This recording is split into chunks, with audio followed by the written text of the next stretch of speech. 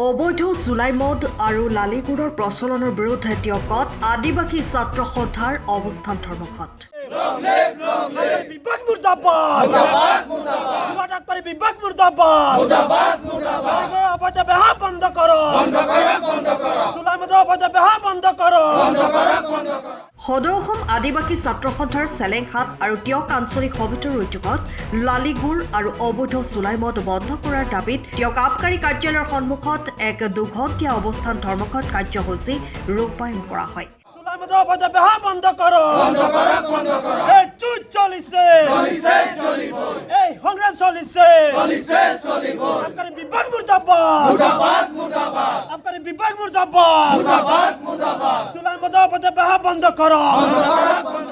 উক্ত ধৰ্মঘট কাৰ্যসূচীত প্ৰায় অৰ্ধশতাধিক সংগঠনটোৰ প্ৰতিনিধি উপস্থিত থাকি আবকাৰী বিভাগৰ বিৰুদ্ধে তথা লালিগুড় আৰু চুলাই মদৰ অবৈধ প্ৰচলনত জড়িত চক্ৰৰ বিৰুদ্ধে বিভিন্ন শ্লোগান দি পৰিৱেশ উত্তাল কৰি তোলে। লগতে অনতি পলমে বিশেষকৈ চাহ অধ্যুষিত অঞ্চলসমূহত লালিগুড় আৰু চুলাই মদৰ অবাধ প্ৰচলন বন্ধ কৰি সমাজখন নিচামুক্ত তথা সুৰক্ষিত কৰিবলৈ জিলা আবকাৰী বিভাগ আৰু অসম চৰকাৰৰ আবকাৰী বিভাগক দাবী জনায়। অন্যথা তীব্ৰ গণতান্ত্ৰিক আন্দোলন গঢ় দিয়াৰ হুংকাৰ প্ৰদান কৰে। আজি সদৌ অসম আদিবাসী ছাত্ৰ সন্থা যোৰহাট জিলা সমিতিৰ নিৰ্দেশ মৰ্মে সমগ্ৰ যোৰহাটত আদিবাসী ছাত্ৰ সন্থাই 2 ঘণ্টীয়া অৱস্থান ধৰ্মঘট পালন কৰিছে আৰু অৱস্থান ধৰ্মঘট কাৰ্যসূচী পালন কৰাৰ এটাই উদ্দেশ্য আছে, কাৰণ আমাৰ যদি আমি চাব যাওঁ বাগিচা আৰু গ্ৰাম্য অঞ্চলসমূহত লালিগুড়ৰ অবাধ প্ৰচলন হোৱাৰ বাবে কিছুমান দুষ্ট চক্ৰ ব্যৱসায়ীয়ে চুলাই নিৰ্মাণ কৰে। এই চুলাইৰ পৰা আমাৰ সমাজৰ বহুতো ক্ষতি হৈছে, আমাৰ সমাজৰ বহুতো মানুহৰ পৰিয়াল ধ্বংস হৈছে, ল'ৰা ছোৱালী ধ্বংস হৈছে। সেইকাৰণে আমি আদিবাসী ছাত্ৰ সন্থাই ইয়াৰ যোগেদি দাবী জনাইছোঁ অতি শীঘ্ৰেই যোৰহাটত লালিগুড়ৰ প্ৰচলন আৰু অবৈধ চুলাই মদৰ প্ৰচলন বন্ধ কৰিব লাগে।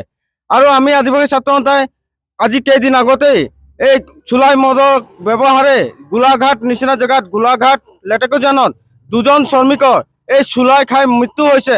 আৰু আগতো কেইবছৰমান আগত গোলাঘাটত এই চুলাই খাই আমাৰ প্ৰায় 18জনমান ব্যক্তিৰ মৃত্যু হৈছিলে। তো তেনেকুৱা অৱস্থাটো আজিৰ তাৰিখে এই চুলাই মদ বন্ধ কৰিব নোৱাৰাটো অতি দুখৰ বিষয়। আমি আবকাৰী বিভাগৰ মন্ত্ৰীজনকো আমি ক'ব বিচাৰোঁ যে এনেকুৱা যদি চুলাই মদৰ প্ৰচলন আৰু লালিগুড়ৰ প্ৰচলন চলি থাকে তেতিয়াহ'লে আমি আদিবাসী ছাত্ৰ সন্থাই ইয়াতকৈ জংগী আন্দোলন কাৰ্যসূচী ঘোষণা কৰিম বুলি আজিয়েই আমি সকীয়াই দিছোঁ। টিয়কৰ পৰা বিৰাজ বৰা ৰিপৰ্ট টাইম অফ সঁচা।